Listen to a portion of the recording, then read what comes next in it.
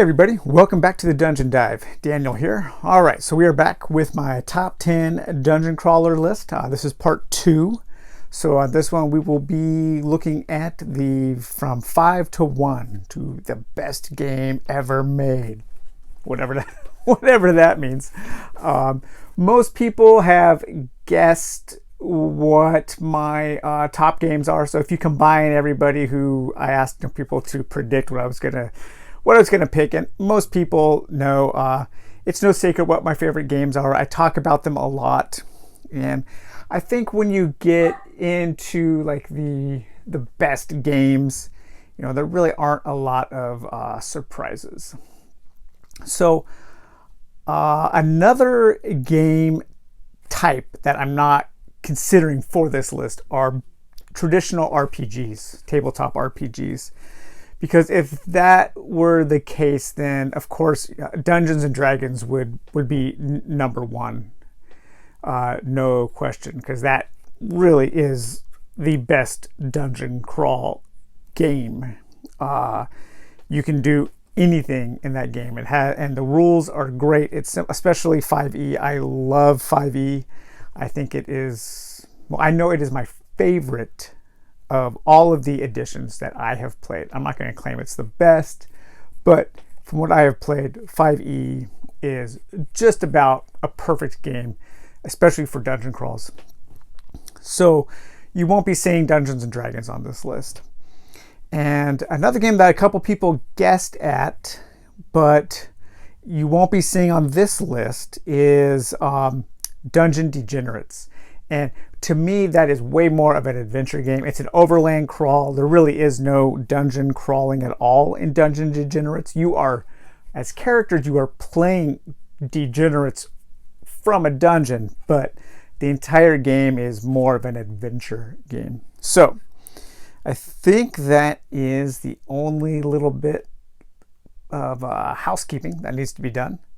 So let's get right into the list. So number 5, coming in at number 5, we have what I think is the newest game on the list. Now, I was surprised by how many games from the 2000s, from the late 2000s were on this list. When I was putting together, I wasn't really thinking about the years, but you know, I do like older games, but a lot of older games, even though I like them and I appreciate them, I like the old design aesthetic. I guess for some reason, the newer games appeal to me. Now, it could be because they are newer, and so they're more fresh in my mind. You know, the hype is strong, or I'm just like really into them right now. So, you know, again, this could change, but as of right now, I do have a lot of newer games on this list. And I think that's also a fact that a lot of newer games, you know, the genre is evolving. It's continually changing and progressing, and so maybe things are getting better. But that is all a long way to say that the first game, number 5, is from 2019 from Mantic Games, designed by James M. Hewitt and Sophie Williams, and that is of course Hellboy, the board game. And I am, of course, I can't even fit this entire box on screen because it is so massive. I am, of course, talking more about excuse me, I'll put this on the floor here. It's a very heavy box. More about the Kickstarter version of the game, of course. I still don't really think that the retail version offers enough in the box. People have said otherwise, and that's great. If you feel that way, awesome. I'm just saying from my experience, from what I would expect out of a game at that price. But I love James Hewitt's design choices, which that is going to be evident coming up very soon. I think the dice system is great, how you can upgrade or downgrade the dice depending. And I really feel like this is a co-op game that demands the players play cooperatively. You really have to play to your character's strengths and balance out the weaknesses.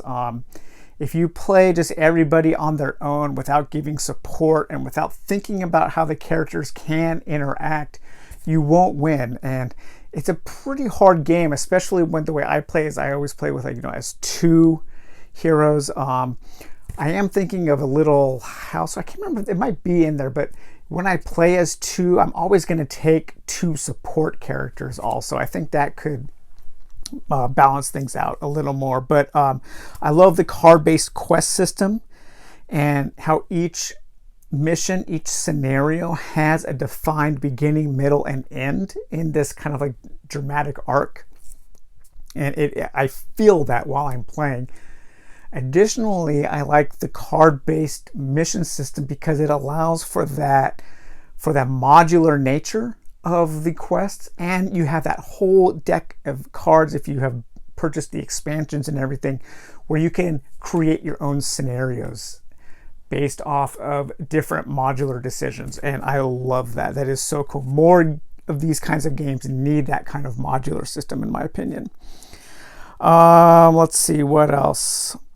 So yeah, so if you buy the retail box and you get a couple of the expansions, I think you'll be okay, but it will cost quite a bit of money. It doesn't hog up a lot of table space. I think it uses its components smartly, and the heroes all feel and play differently. So it's a great game. I love Hellboy to death. Let's see here. All right, so number 4 coming in at 2016 is again from Games Workshop, and it's designed by James M. Hewitt, and that is Warhammer Quest Silver Tower. No surprises there. I just did a 4-part video series on this game. It is truly a masterclass of presentation. It's super elegant in its design and presentation. From the moment you start reading the rule book, you are enveloped in the game's world. It teaches you the game in the first few pages, same as Hellboy. Hellboy has a really good introduction to the game as well. I think James Hewitt, as a designer, I think he is thinking about the player's experience from the moment they open the box all the way up through their first game. And that's not something that I don't think very many designers think of. And so the way he designs things like that is it's awesome. All right, so yeah, the lore is super great. The text is well written. The fluff text is awesome, which is of course typical for Games Workshop. I love their fluff and their lore text. The rules are simple to teach, simple to play. It's quick. The rules never feel like they get in the way of the gameplay, and so it really allows me to devote my attention to the game. And I like that the narrative campaign is super tightly focused. So you can get in, you can play the 8 or so missions that you need to do to complete the game, and you're done. It's a game with a singular vision that I love. Now, right before this coronavirus quarantine stuff started, I began running a group through Shadows over Hammerhall. And we played 3 games. And if I had finished that, and when we do finish it, when we can get together again, I have a feeling that that game would be tied with Silver Tower, or maybe even a little higher. I think it takes Silver Tower and just adds and tweaks just enough to where it might elevate that game on a future list. I and the people I'm playing with were having an absolute blast with Shadows over Hammerhall. I know people keep saying that they want a modern day hero quest, a one versus many game that is super simple to play and just elevates the fun and focuses on the fun. Shadows over Hammerhall is modern day hero quest. So all of you people saying I want modern day hero quest, it's out. It's been out for years. It's probably out of print now again. But Shadows over Hammerhall is fantastic. I can't say it's that good yet because I haven't finished it, and so I'm not sure if it's going to maintain that level of excitement. And okay, so that was number 4, Silver Tower Warhammer Quest. You can go watch my 4-part video series on that if you want more details. Number 3, coming in at number 3 is the oldest game on this list, and that is from 1985, from Games Workshop, originally designed by Jacob Bonds and Dan Gilman. And that is, of course, one of the purest examples of the genre, and that is Dungeon Quest. Now, I also really like the Fantasy Flight version. I know a lot of people were like, oh, I'd never play the Fantasy Flight version. It's like, why? It's a perfectly okay game, especially the revised version. It's great. If that's the only way you have to play Dungeon Quest, that is a perfect way to play that game. Don't let anybody tell you different. However, if you have the choice, I would recommend the original, if only for that art, and because I think that there is an aesthetic quality where the somewhat dated mechanisms of the game are made more enjoyable because of the component quality in the original Games Workshop version. And what I mean by that is the components feel a little dated, as does the gameplay, but both of those things together, played today in the modern time, they kind of create this weird, it's not an anachronism, but it's almost like the game completely forces you to be nostalgic. And it's not just in like the Fantasy Flight version has the gameplay, but the components feel new and modern. And so there is a little bit, for me, there's a little bit of a disconnect there. Whereas like the card quality in the original version, it's almost like paper. Just everything, of course, the art by Gary Chalk. A lot of it, at least all the tile art, was done by Gary Chalk. But it's such a fun game. It's one of those games where, like I said, it's a pure dungeon crawl. It's all about surviving, exploring, getting that loot, getting out. It can be super unfair. It's maybe the only game, well, I guess a few of these games, the next ones, where you could die on the first turn. I think that's amazing, and it's such a fast game to like set up and redo that you can play it again. You have to be really lucky. Yeah, you have to be really lucky. There's not a lot of like tactical or strategic thinking in the game, but because the game is just fun when you win, even though it's all luck, it still feels really good. And you get to write your name on the inside of this box. So I had a copy a long time ago, and I sold it when I was getting rid of some games not too long ago. But I recently repurchased this copy again a couple of years ago with all the expansions. And so far, the last time we played, a group of mine, I added this little tally inside the box here on an index card. So the person who wins can write their name in there, and then the people who die can tick off a little death track on the side. So that's always fun to do with that game. My last copy was much more filled out than that one was. But yeah, crazy stuff always happens, and it makes failure super memorable. You always remember those times that you died on the first turn. Like, it's fun. So, all right, that was number 3 from 1985, Dungeon Quest. Now we're at the top 2. So these pretty easy. Everyone knows my number 1, but my number 2, probably some people would think would be my number 1, but that is, of course, from 1995, from, yep, you're right, Games Workshop, designed by Andy Jones, and that is Warhammer Quest. I guess you could almost say like this list was brought to you by Games Workshop, but what can I say? They make good dungeon crawls. So, yep, there it is. The greatest cover of all time, the greatest back of the box of all time, that just shows you everything that you're going to get. And they were so proud of what they crammed into this box, and that is just the greatest table display I've ever seen on the back of the box. I don't know what else to say about this game. I have a 24-part series on my channel about it.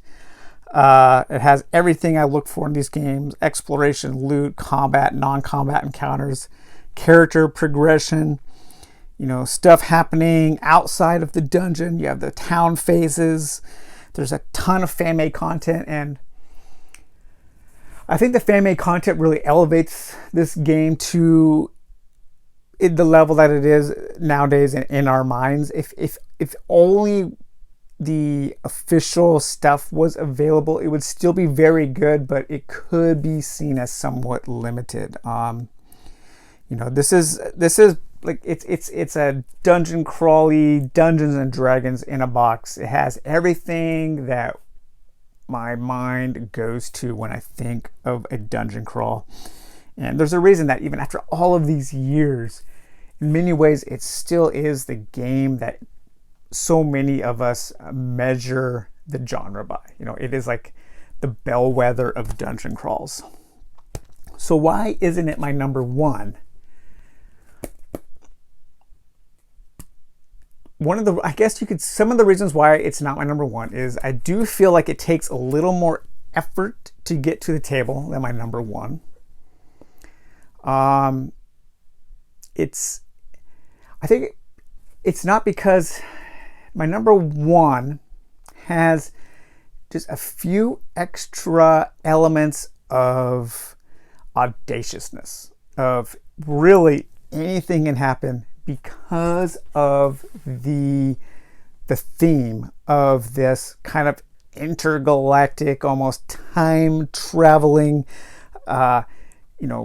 anachronistic things coming in and out of the world. And that is, of course, 2015 from Everything Epic Games, designed by Christopher Bitarlis and Jim Sammartino. And that is Secrets of the Lost Tomb. This is the second edition or revised edition. I get a really nice back of the box.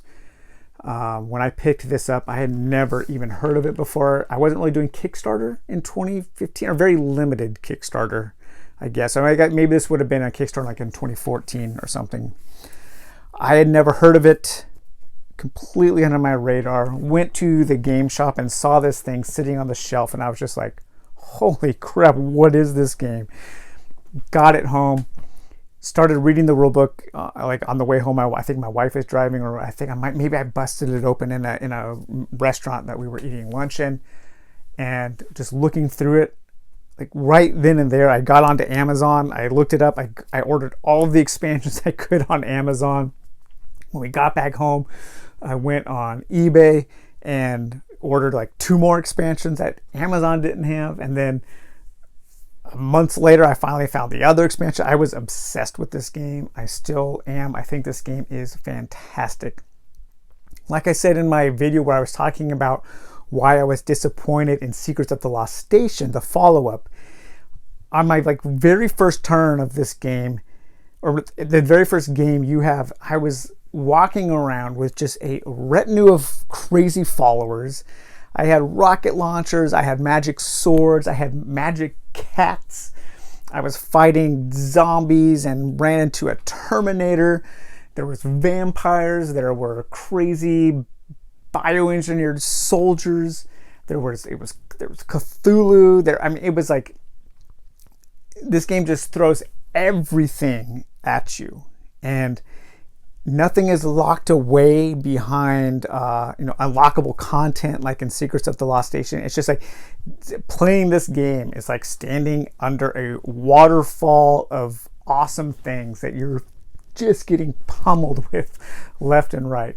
I have never had a game of Secrets of the Lost Tomb go bad. Or I've had games go bad. I've died on like the first or second turn, definitely, but I've never not had fun. It's a mess of a game. It's ugly. Like the UI is not attractive, but it's a glorious mess. It's garishly designed. I don't know if any of you are familiar with the film director. My favorite film director, David Lynch and Choi Hawk.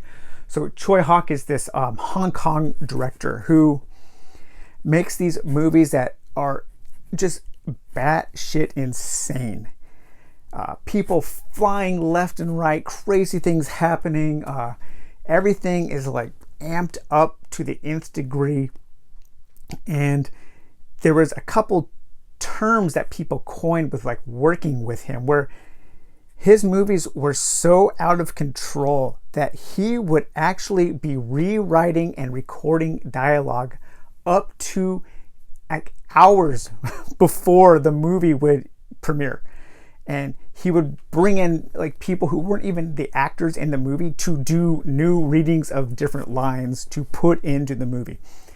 His movies, they are barely contained by like the thread, by just like tiny little threads of narrative logic and reality, and everything is like constantly on the verge of falling apart. But they have this energy, they have this character, they have this like this pizzazz that I don't get from any other director, and I feel that from Secrets of the Lost Tomb. It is the Choi Hawk of dungeon crawls. So yeah, so that's it. That is the top 5 recap. Number 5, Hellboy. Number 4, Silver Tower, Warhammer Quest Silver Tower. Number 3, Dungeon Quest. Number 2, the OG Warhammer Quest. And number 1, Secrets of the Lost Tomb. So again, not a lot of surprises on there. Most people know what my favorite games are. And so yeah, that's it. So it's done. I guess I guess the channel's done. We've done my top 10. What else is there to talk about? Next up for the top 10, we will do top 10 adventure games. I've already have the long list together. I just have to whittle it down to the short list. So, all right, guys. Well, thanks everybody for watching. Thanks for all the great comments on the last video. And I hope you guys enjoyed taking a look at my top 10 favorite dungeon crawls. And we'll talk to you later. Bye-bye.